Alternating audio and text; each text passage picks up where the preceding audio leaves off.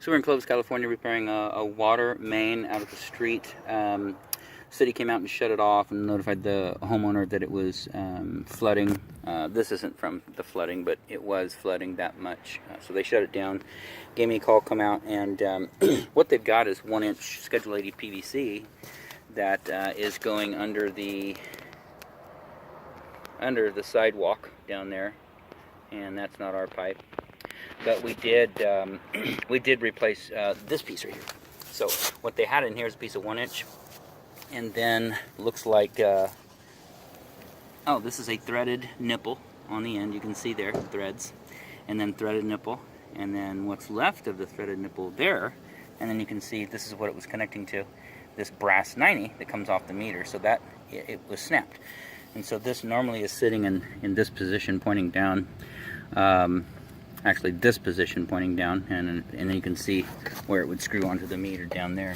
So we've replaced it with a straight meter adapter instead of the angled. The reason being is if you ever go to loosen up those nuts and you've got this configuration, especially with a 1-inch pipe, even though it is Schedule 80, and perhaps it was over tightened, I don't know, but if you don't hold on to this fitting while you're trying to unscrew it, it wants to spin. Well, all that pressure gets put on those threads. So anyways, it's snapped off. So there's your there's your pipe there. There's the old meter stop there, or meter adapter. New straight adapter, and what we like to do is put a little bit of copper in to get out from underneath the box.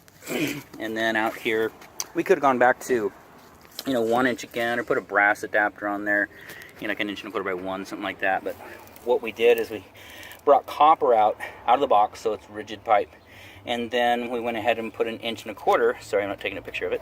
Then we went and put 1 1/4 inch female copper adapter, and then 1 1/4 inch nipple, threaded nipple, similar to, actually this is the other end of it right here. So that's what you've got, 1 1/4 inch Schedule 80 pipe. You can see how thick it is, and then threads, and then go ahead, 1 1/4 inch Schedule 80 pipe, a little coupling, a 90 down there to 1 1/4 inch by 1 bushing to tie into the existing pipe going underneath the sidewalk, 1 1/4 inch 90 down low. So that's all tied in. Glue is drying right now. What we're going to do is get as much of that water out as we can.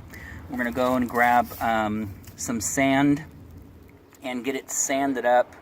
Oh, pretty good. We want to get it up pretty high. This dirt on this side, not so bad. It's a little sticky from just water leaking for so long, but it's not soupy. And then you can see over here, that's the soup. You can't put that in on the pipe, because what it does is it just pushes the pipe back and forth and puts pressure on the fittings. Even though they're Schedule 80, you really want to get some sand in there and get it to sit in place.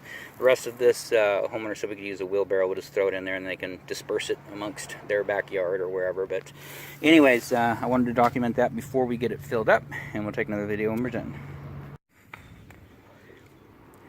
Okay, so we're still here in Clovis, California, and we have been letting the glue dry. We went ahead and started backfilling this in. We showed you the pipe installation. We showed you the broken fittings here. And so what we did is we took about 250 pounds of sand in there. And the reason for that is sand is self-settling. So it'll go in there and it'll, form around the pipe.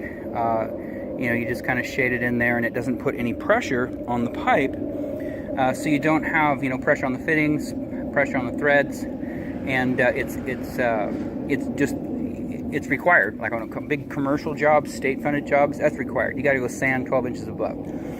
Residential, they just throw the dirt back in no matter how wet it is. So we've got most of the dirt back in from this side, which is pretty good dirt, and it's almost back to where it needs to go. We'll roll the grass back in place. That over there, it's just too muddy to do anything with, and they wanted us to put it over on a stump somewhere over there on the side yard, or over the other side of the garage somewhere. So we'll certainly do that if we can find that wheelbarrow.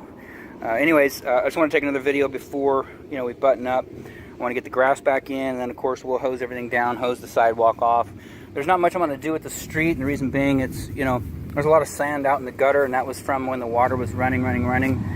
So we haven't really left a footprint here in the street, but we will clean the sidewalk up and wash off at least the curb, and then leave it. And it's almost time to turn the water back on, so we'll turn it on and see what we got. Outside of that, this installation is done.